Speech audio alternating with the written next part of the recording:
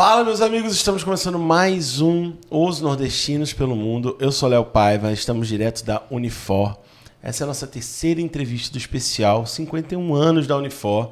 Já queria começar agradecendo mais uma vez a Pós-Unifor, que nos patrocina lá nos Nordestinos pelo Mundo, aqui nos Nordestinos pelo Mundo, e a Unifor por estar nos ajudando também sempre. Eu fui embaixador da Unifor aqui no Mundo Unifor e agora esse especial maravilhoso.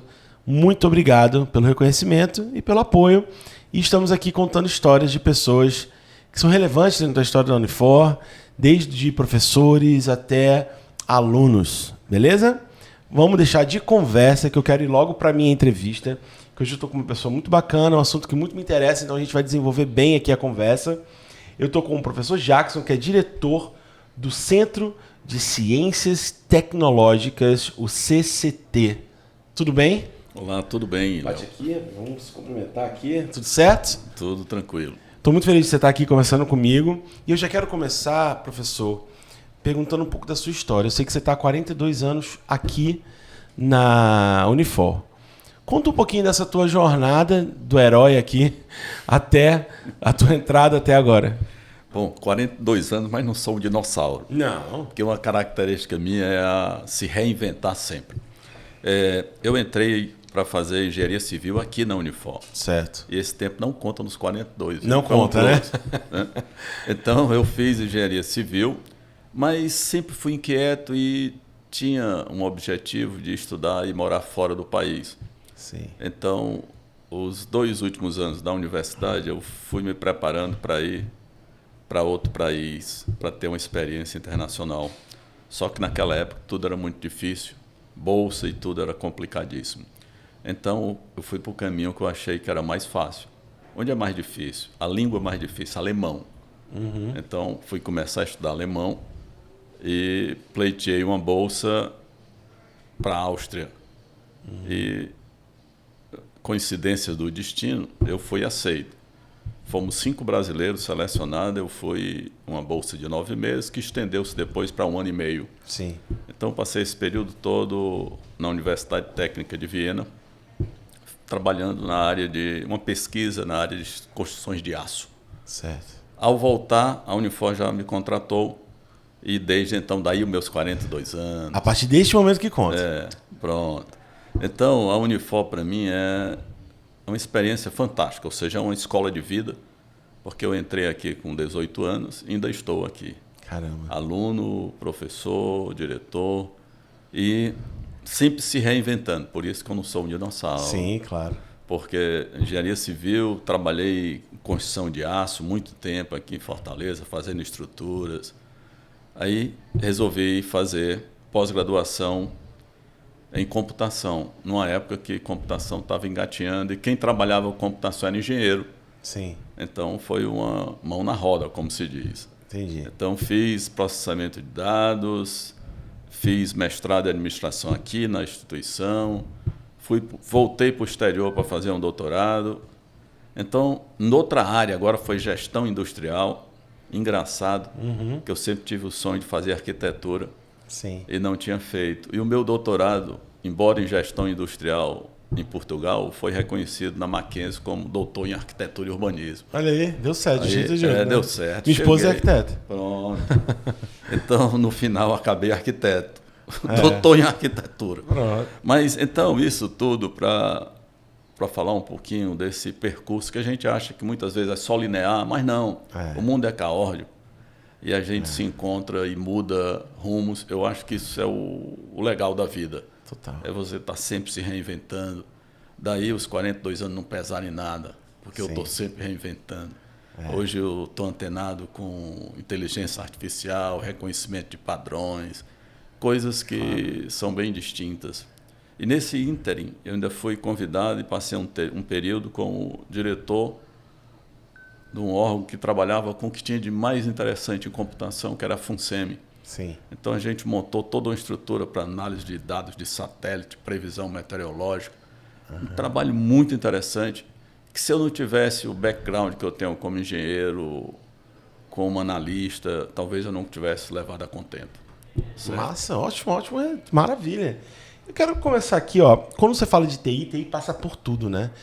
Hoje em dia, no mundo, passa por praticamente tudo. Mas eu queria falar primeiro, aqui, ó. A gente teve grandes destaques aqui na Unifor, né? Nas pesquisas científicas, né? Durante a história. A gente teve o Saci, as cabras transgênicas. Mais recentemente, na pandemia, teve o Capacete Elmo, que realmente a Unifor também participou. E foi realmente de muita ajuda, de inventividade, né? E hoje, dentro do seu setor de TI, de tecnologia, quais são as pesquisas que você pode levantar para a gente que estão acontecendo agora e que são relevantes? As áreas mais buscadas hoje são inteligência artificial, isso é inquestionável, reconhecimento de padrões. Além de a fronteira da comunicação e a transmissão de dados em altíssima velocidade, compactação de dados, voz e imagem no maior volume possível, com a maior velocidade ao mesmo tempo. Isso é interessante, a sua pergunta, porque ontem temos um grupo de alunos nossos aqui participando no Sul de uma competição da Huawei.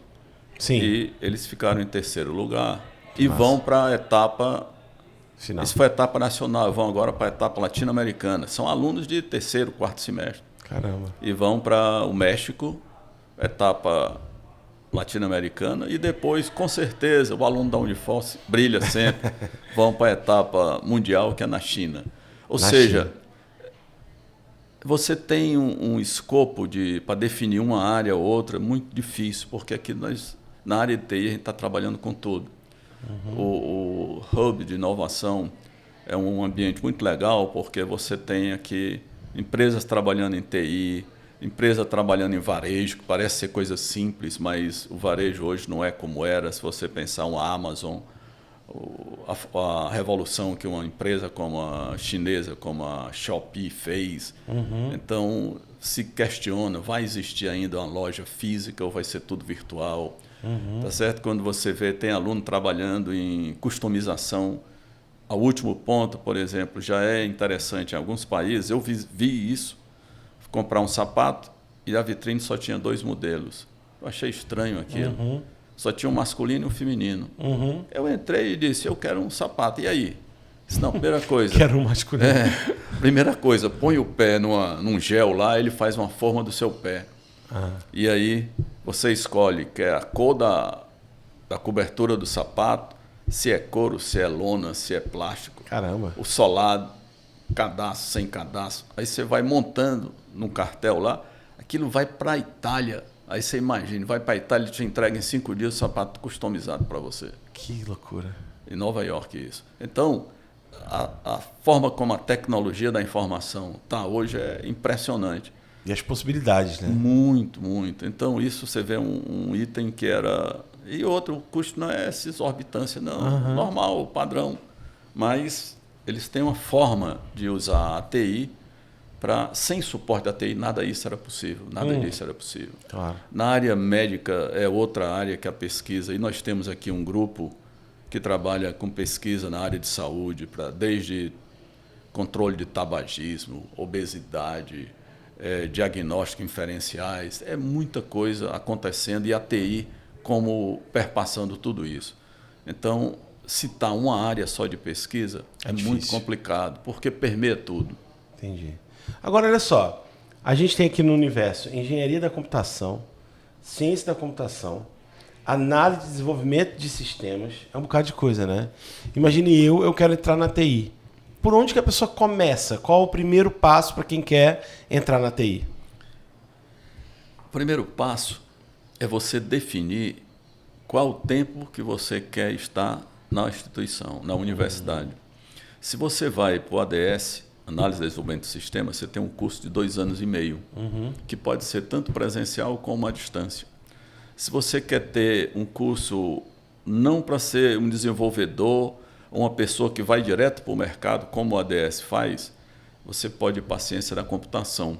Por quê? Porque, como o nome diz, ele vai além, ele forma um cientista da área da computação, que abre outras perspectivas, mas aí você tem que se dedicar 4 anos.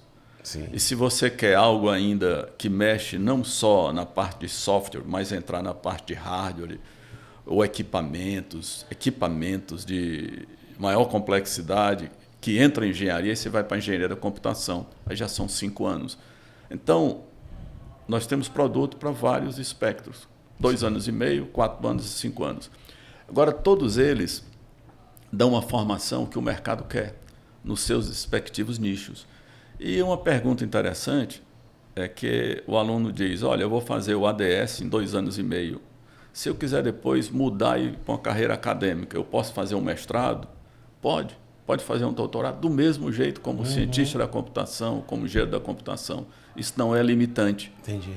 Ainda tem mais, nessa área de TI, uma coisa que é muito relevante, é que ela é um sistema, uma área não regrada. Quando eu digo não regrada, não regulamentada. Sim. Por exemplo, quando eu exercia a função só de engenheiro, eu tinha que me registrar no conselho da classe. Como o advogado vai para a OAB, e só pode exercer a profissão se tiver esse registro. Na TI, isso é livre. Eu não preciso apresentar um certificado ou um diploma para ter o direito a fazer aquelas atividades. Então, isso abre um leque de possibilidades muito grandes. Sim. Desde a educação continuada, o cara fazer cursos rápidos, específicos, e posso ser um cara que vai trabalhar em computação gráfica, em design, e tem uma ferramenta, e fiz um curso de 1 ano. Sim. A Unifor possibilita você fazer cadeiras e pronto, e ter uma formação. Por quê? Porque a área ainda é, e por bem que ela é muito livre, permite você montar, criar suas competências que você quer adquirir. Perfeito. Eu queria fazer uma analogia aqui ao futebol. Você gosta de futebol? Sim. Qual é o seu time? Hoje em dia eu não gosto mais de futebol por uma razão. Tá sofrendo muito? Só sofre. Você é botafoguense? Não, eu sou Ceará, Ivozão. Aí tem uma brincadeira que é séria. Com 15 anos de idade eu joguei futebol e joguei Ceará. Tentou ser profissional? Não porque a família não deixava. Entendi. Mas já cheguei a ser vice-campeão cearense. Ixi, ali, rapaz. Jogando Ceará. Entendi. Então você está sofrendo hoje, né? Muito. Agora eu só quero saber de tênis, ping-pong, vôlei. Joga tênis? Jogo. A gente começou, né? Joga bem. Mas a moda agora é bem mal ruim. Tênis.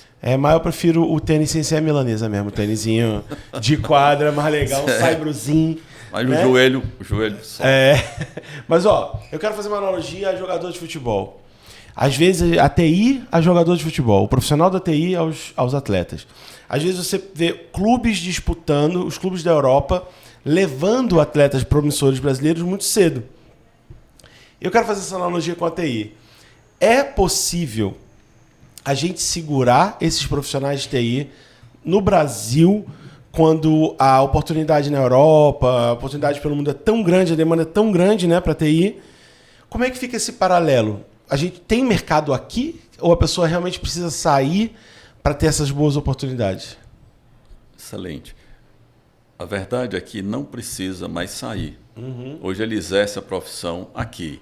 Sim. Então nós temos alunos de 3º, 4º semestre, ou seja, o cara novo ainda, e que ele dispõe de pouco tempo, ele posterga até a conclusão do curso, faz menos disciplina, porque ele já está trabalhando. Entendi. E a empresa que ele trabalha é na China, é nos Estados Unidos, na Alemanha, e ele está em casa aqui.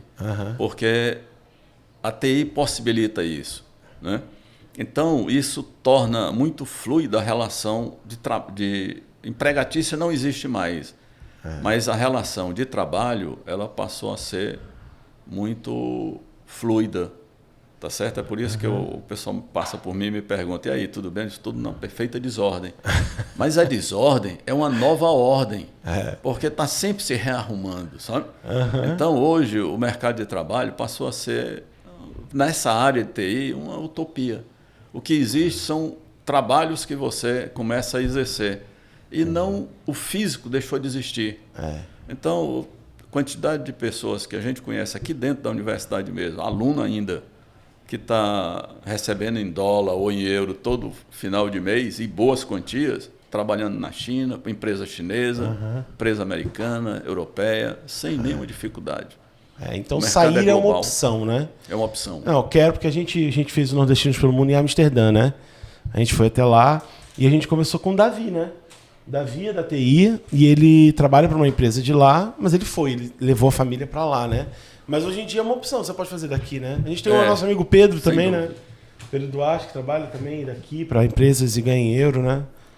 Tem muitas empresas que ainda levam, mas em segmentos especializados. Por exemplo, a gente conhece ex-alunos que estão na Alemanha, que estão na Holanda, não Amsterdã, porque o centro financeiro é mais Roterdã. Sim. E estão trabalhando lá, mas aí não, porque o sistema financeiro, eles solicitam que a pessoa esteja presencial.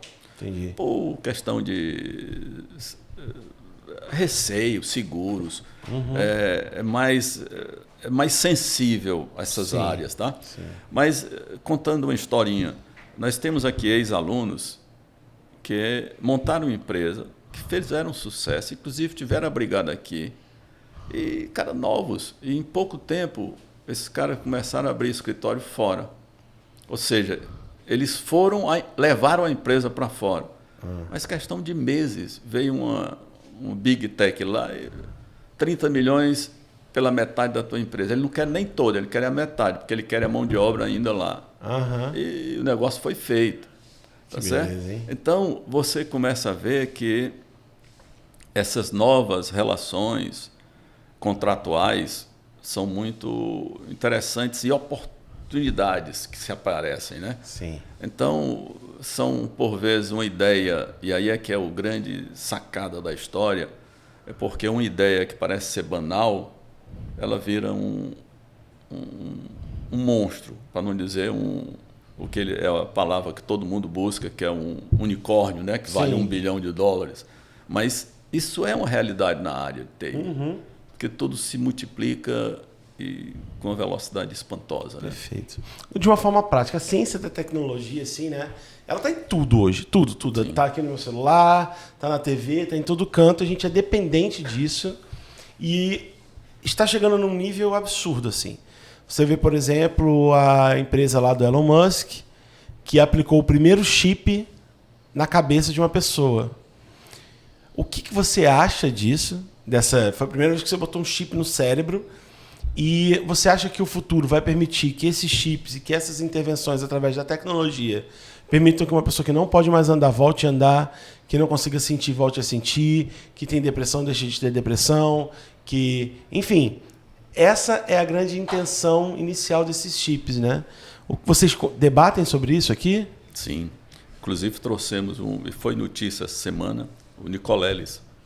Ele, um cientista brasileiro, ele esteve aqui no Mundo Unifor dando uma palestra e temos professores que trabalham junto a um laboratório dele. Ele está, inclusive, abrindo uma série de oportunidades conveniado com instituições italianas. Ele já trabalha com instituições americanas. Sim. E trabalha nessa área. Ele não chega a usar o chip implantado, mas eletrodos distribuídos no corpo com o objetivo de possibilitar pessoas com tetraplégicos a voltarem a movimentos. Né? E ele mostrou uma tecnologia do laboratório que ele trabalha, associada a um laboratório chinês, universidades chinesas, que possibilitavam, com um custo muito reduzido, porque está usando um iPhone, controlando eletrodos e possibilitando estimular, e um cara que estava lá há 6 anos, numa cadeira de roda, começar a dar passos. Que isso? E se levantar sozinho e começar a dar passo. Passou no programa de televisão agora, esse final de semana. Né? Então, isso não é mais tão distante. O problema do Elon Musk é que o implante do chip tem outras funções. Então, visa aí controle de emoções, visa, ou ele quer estudar isso, trabalhar a depressão, áreas cognitivas que podem ser estimuladas ou não a partir desses implantes. Né? Isso eu acho que nós estamos num limiar, tá certo? A evolução, eu gosto muito dessa área que eu trabalho muito, que a gente tinha uma evolução linear. Sim. E aí isso mudou. E nós estamos no meio dessa mudança. Passou a ser uma curva exponencial. Então, nós estamos nessa curva. Tá? E ao estar nessa curva, a gente não consegue perceber as coisas. Se a gente se afastasse, conseguisse temporalmente avançar 5, 6, 10 anos, você ia ver que esses caras começaram aquilo há 5 anos atrás, porque a evolução O que demorou 100 anos para acontecer, agora acontece em meses. Então, isso é a grandiosidade da coisa. Tá certo? Eu até brinco com os meus alunos, é que os caras chegam nesse momento de guerra, problemas climáticos e tal, essa angústia toda que gera, isso causa muita preocupação. Claro. Mas a gente conversa, cara, esquece isso. O mundo, é porque você está olhando um recorte de tempo muito pequeno, mas o futuro é de abundância, porque a energia solar é real. Então, falta de energia, nós temos sol. O sol não vai se apagar, talvez, milhares, milhões de anos. Então, tem muito tempo. A gente já passou por aqui, a nossa descendência também. Problema para o futuro. Então, nós vamos ter energia abundante. Tendo energia, você tem água, porque a água do mar existe e está aí. Então, eu consigo tratar essa água, consigo dessalinizar e vou ter água potável à vontade. Sim. Então, são 1000 coisas acontecendo que a gente, como está nessa mudança de curva... Assusta. Mas isso é porque nós somos muito limitados. Nosso espaço de tempo é muito reduzido. Curto, né? E a TI, ela acelera muito isso, sabe? Então, a gente precisa ter uma capacidade de abstração muito grande. E aí vem o grande impacto que a IA traz. Porque ela possibilita você sintetizar o volume de dados que nós temos para fazer inferências e começar a decidir melhor. Sim. Começa a fazer regras. E essas regras, ela aprende e te explica... talvez com uma velocidade muito maior do que eu conseguiria juntar 3, 4 restrições para poder tomar uma decisão. Sim. Porque o computador faz isso muito mais rápido que a gente. Com certeza. O problema é para o que é que sobra para a gente, né? Uma coisa que me pegou no que você falou aqui, no exponencial, né? A gente está na curva exponencial, a gente está naquela subida. Mas se você parar para pensar, o homem foi para a Lua quando? O homem foi para a Lua em 69. Para ir de novo levou um tempo, né? E tu vê, sim, eu acreditava que se a gente foi para a Lua em 69, em 2024 já era para a gente ter passado de Marte. Isso. Houve um atraso, isso tudo é relacionado a investimentos também, tem uma série de coisas. Mas a TI daquela época, né, a parte tecnológica daquela época já devia ser um negócio de louco, né? Porque você conseguir botar um astronauta na Lua passa pela ciência da tecnologia, né? Passa pelos computadores que tinham ali, por tudo isso. Você tá ligado, eu não sei se você parou para ver esse lance que tá rolando no Sol, né? Que tá tendo umas explosões e tudo mais, e que estão falando que pode queimar as coisas aqui, que pode rolar, eu já vi cientistas falando que pode rolar um apagão total dos chips dos satélites e a gente ficar completamente coordenado aqui. Tu acha que a gente está pronto para um negócio desse? Tem um plano B? Porque se queimar tudo, a tecnologia se acaba num segundo, né? Não tem plano para isso. Tá? Tem um filme muito legal. Tá? Bunker. Não, está passando agora um filme, inclusive, o produtor é o Obama e a Michelle. Qual? O que será de nós? Alguma coisa assim. Me falha a memória agora do nome do filme, mas muito... Posso ver aqui agora. O filme é isso. Um casal vai para uma casa de veraneio e, ao chegar lá, começa a ver que as coisas não estão acontecendo como deveriam. E é o caos. Aí você vê carros autônomos. É o mundo depois de nós. O mundo depois de nós. Fantástico, vale a pena assistir. Ele trata disso. Muito legal. Leave the world behind em inglês, Yes. Yes, now it's English here. Entendi, mas então se rolar essa explosão... Você tocou no ponto agora que foi legal. Você imagina, a gente trocou algumas palavras em inglês. Há 30 anos, 40 anos atrás, se você tivesse que viajar para um país, você tinha que saber o inglês. Exato. Hoje eu estou com uma professora do nosso centro que está na China. E os primeiros meses dela na China, ela disse, eu não tenho problema, eu estou falando mandarim. Eu disse, como? o celular aqui, ela fala... E traduz. Na hora. Ela vê um letreiro, ela passa aqui, escaneia, na hora... Já era. Traduzir.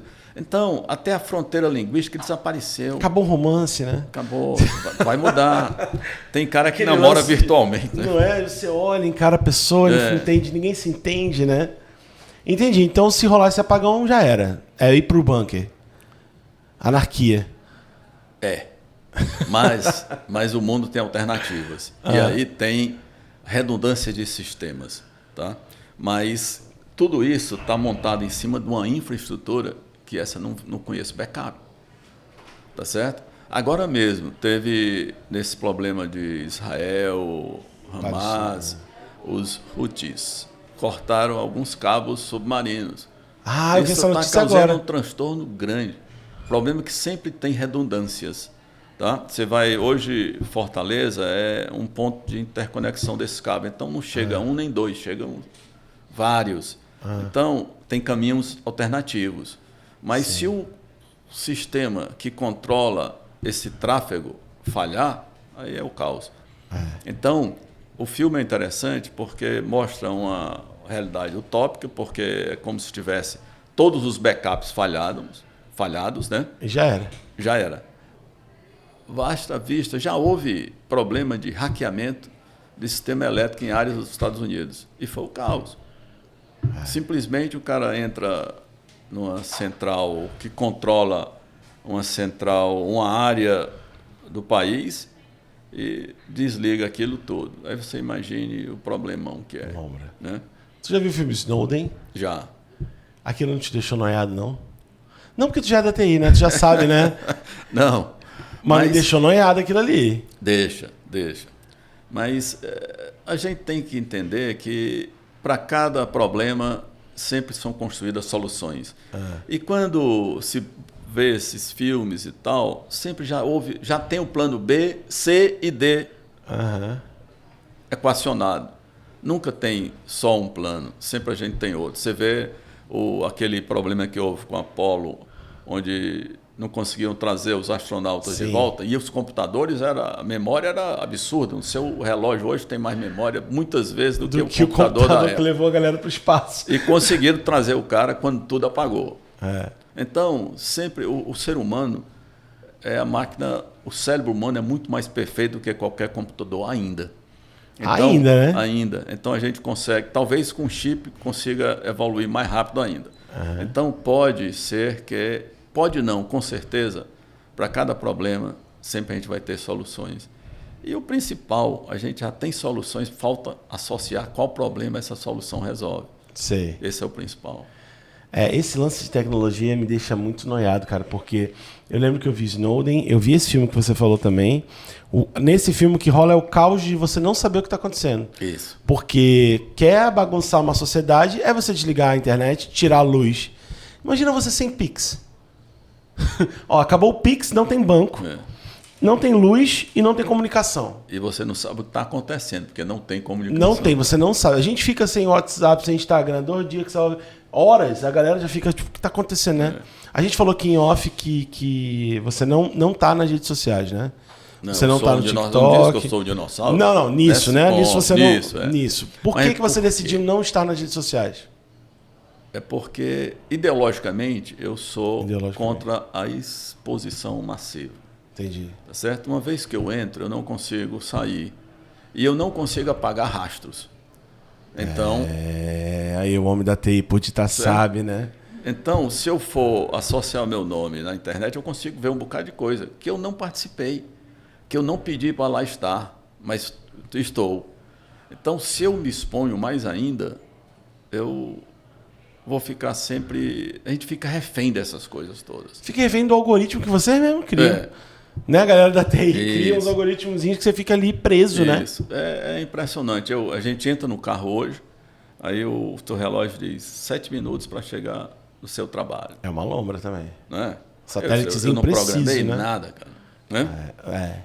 Aí eu tenho uma reunião semanal, um almoço, que não é no local onde eu vou sempre, que é a minha casa almoçar. Aí ele diz, faltam 12 minutos para o seu encontro. Para o meu encontro. Né? Que é um clube de serviço que a gente tem, que é o Rotary. que eu vou lá e tal. Ele já diz, faltam 12 minutos ou 14 minutos, porque ele também estima a partir do trânsito, do tráfego, com as condições de tráfego. Isso parece sutil, porque a gente está dentro.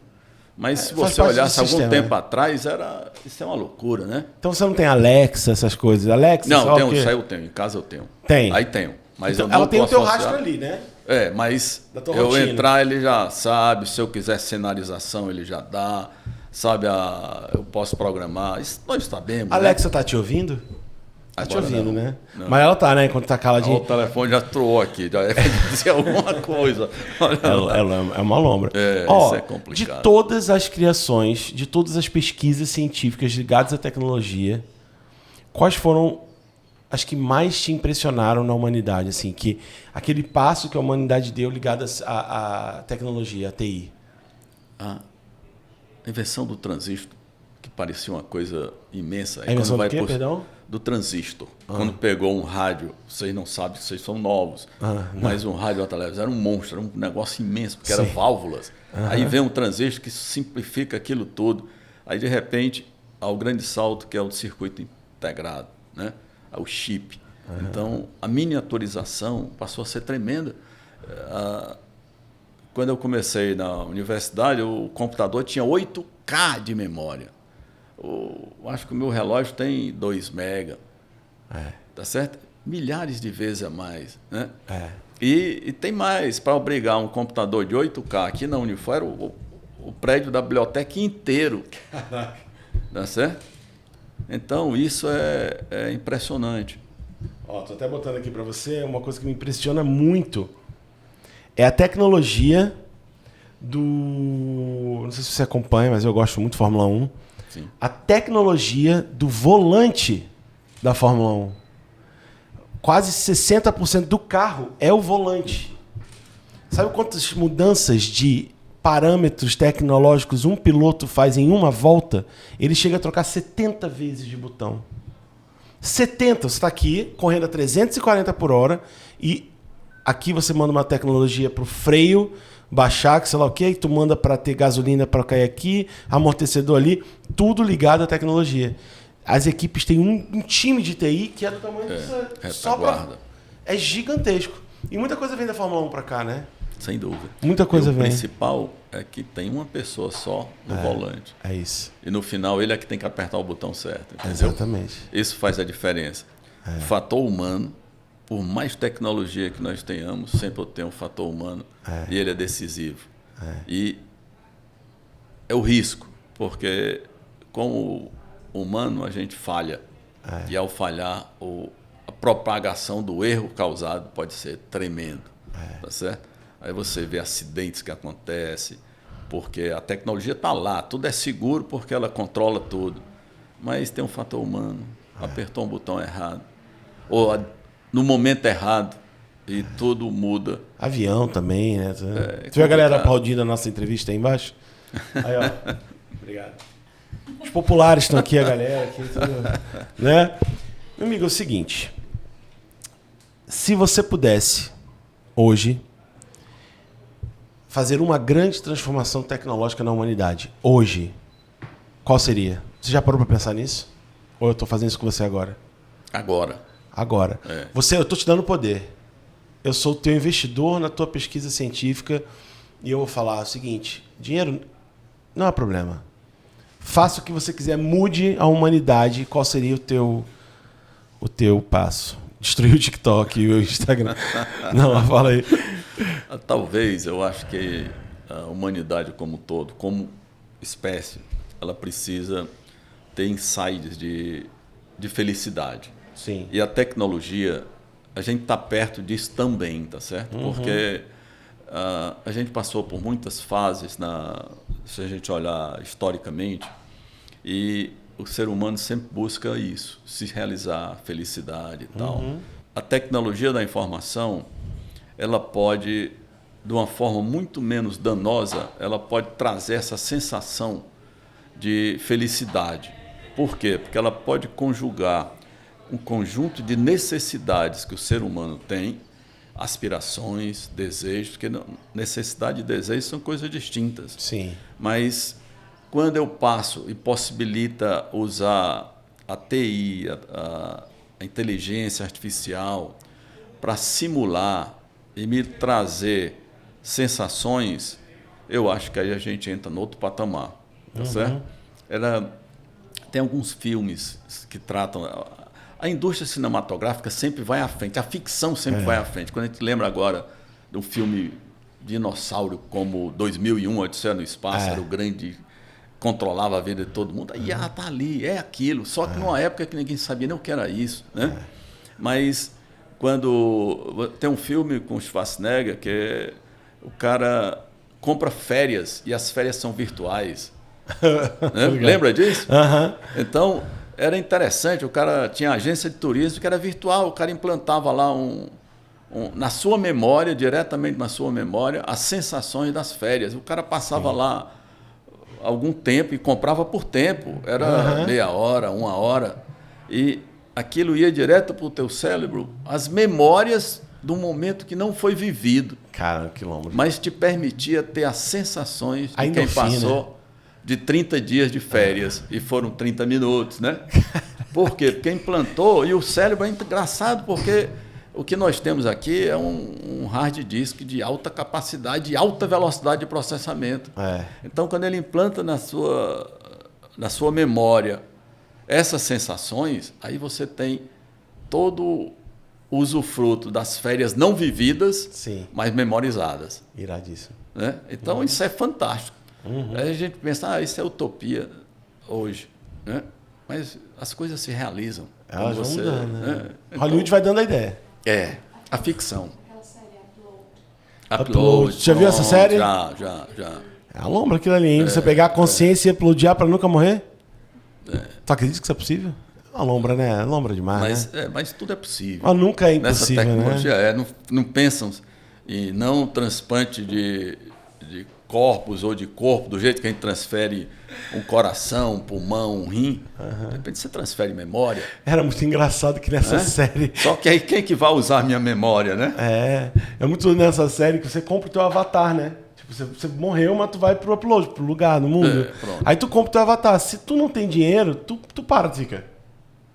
Com aquela bolinha assim girando. Aí se tu não tem dinheiro pra comprar a roupa, tu fica tipo só de cueca. Mas aquela série é interessante. É como outra que o cara compra tempo de vida, lembra dessa também? Tempo de vida. Pô, é aquela que pegava no braço assim, né? Justin Timberlake. Era ele e aquela atriz bonitona, né? A Tutin. Do House. Essa série era legal também. Que tu pegava e transferia, né? Você acha que a gente vai entrar em breve nesse multiverso, assim? Porque agora saiu esse negócio da Apple, né? O Apple View, né? E parece que pegou mais dessa vez. Parece que dessa vez engatou mais. Tu acredita que a gente... Tipo aquele filme Jogador Número 1, né? Do Spielberg. Que você fica mais... Você acha que a geração que tá chegando vai ficar mais nesses óculos, mais nesse mundo virtual do que realmente a gente conviver? Eu acho que o grande salto, aí o upload que vai ter, quando a gente sair desse virtual para o real. Porque nós estamos numa geração e a gente está se habituando nisso. Está muito tempo focado no virtual. E o metaverso, viver uma realidade que você constrói e não a real. E esse gap aí, essa diferença entre um e outro, é que é o grande dilema da humanidade, sabe? O que eu imagino, o que eu vivo no virtual, o que eu sinto e como eu querer ter essas mesmas visões, sensações no mundo real. E isso causa toda esse movimento ruim da pessoa se sentir incompleta, de se sentir não satisfeita. Aí vem os problemas que hoje abundam, que são problemas de saúde mental. Por quê? Porque há uma desconexão entre o real e o virtual. Mas eu acho que essas fronteiras estão sendo aproximadas. A IA e outras áreas do conhecimento vão suprindo essas lacunas, sabe? Então, eu acho que a gente vai chegar a um ponto que isso deixa de ser tão distinto, o real e o virtual, e você migra de um para o outro, desde que seja ação, com muita tranquilidade. Perfeito. Professor Jackson, massa a nossa conversa. Curtiu? Participou? Muito. Massa, dava para conversar mais, né? Tranquilo. Mas, ó, meu povo, maravilhoso. Mais uma entrevista com o professor Jackson. A gente está fazendo aqui, passando por nomes incríveis que fazem parte da história da Unifor, dos 51 anos da Unifor. Dos 51 anos, você está há 42 anos aqui, se formou aqui, né? Não lembre. Não lembro. Não, pá. Tô brincando. Garotão São boas lembranças. demais, tá doido? E, ó, você, por favor, nos acompanhe. Mais uma vez, gratidão, a memória do coração, sempre digo, e a minha gratidão à Unifor gigantesca, que acreditou na nossa comunicação. Como eu falei em outra entrevista, você falou do Mundo Unifor, eu fui embaixador do Mundo Unifor ano passado. Sim. E os professores daqui que me encontravam, que assistiam o programa, todos falando que massa que você está aqui. Várias das nossas entrevistas foram usadas em aula para debater um assunto que foi puxado lá com algum cientista, com algum profissional. Então eu tenho muita alegria de estar aqui com vocês, viu? Um beijo no coração. Essa foi a terceira entrevista do nosso especial Unifor, 51 anos de idade. E a gente se encontra no próximo. Um abraço.